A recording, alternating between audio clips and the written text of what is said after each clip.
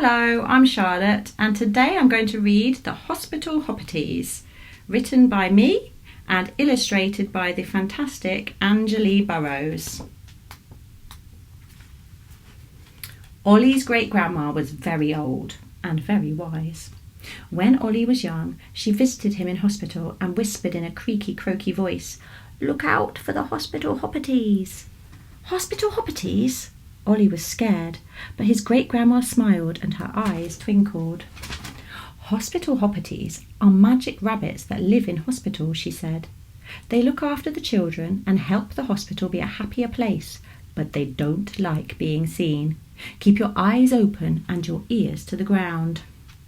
With that, she tapped her nose, gave him a wink, picked up her stick and hobbled out of the ward. From then on, Ollie had tried to keep his ears to the ground, but he had still never met a hospital hoppity in all the times he had been in hospital, and he had been in hospital a lot. Today he was fed up. His operation was delayed, his mum was at the cafe, and he was bored. Just then he heard a cross voice. "Bother! Bother! Bothering bother!"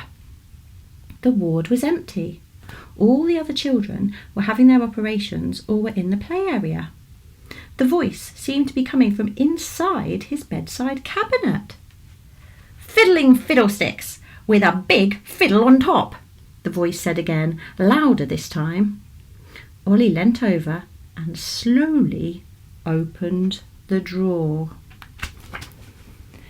Nestled amongst Ollie's pyjamas was a small, furry rabbit with big eyes, shimmering fur, long floppy ears and a worried face. "Oh no," she said. "You're not supposed to see me. I was just minding my own business, doing my job, but I got my back paw stuck, and I can't get it out. Oh no." Ollie carefully wiggled the back of the drawer and set the rabbit's foot free. "Ouch!" the rabbit said, trying to thump her back paw, but only managing a little tap. "I need to thump my paw to make myself invisible, and I need to be invisible to get my work done." The rabbit sat very still, with her front paws resting on her furry head, her whiskers quivering. "Think, think, think," she muttered quietly. Eventually she jumped up and turned to Ollie. "Could you help me, please?" The rabbit batted her long eyelashes. "You could make me invisible." "Me? How?" Ollie said, puzzled. "Like this."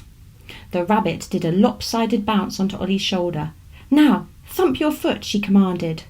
Ollie gave a big stamp of his right foot, and in a puff of shimmer they were both invisible. Next the rabbit flopped one ear forward, and suddenly Ollie found himself floating up, and out of the ward.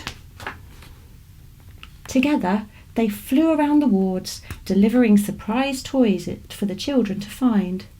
They washed up dishes in the parents' kitchen.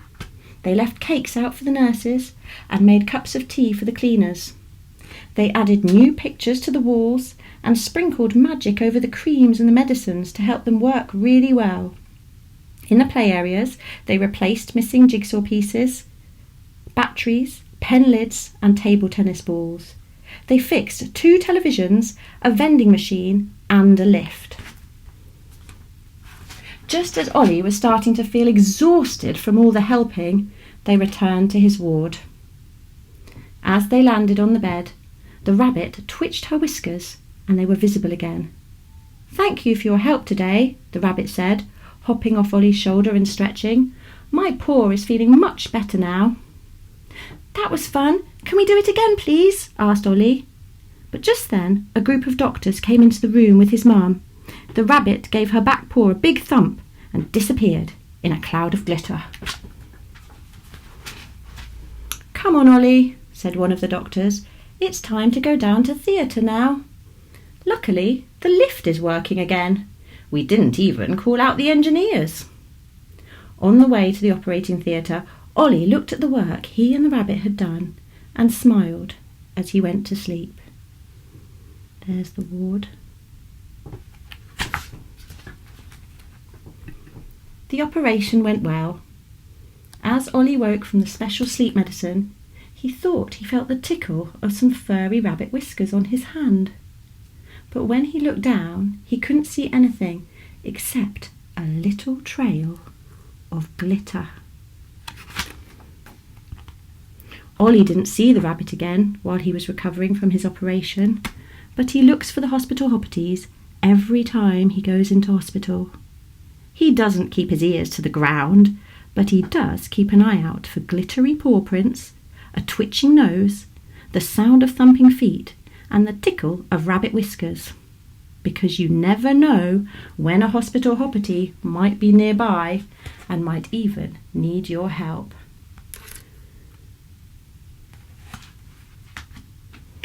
Thank you for listening. Bye bye.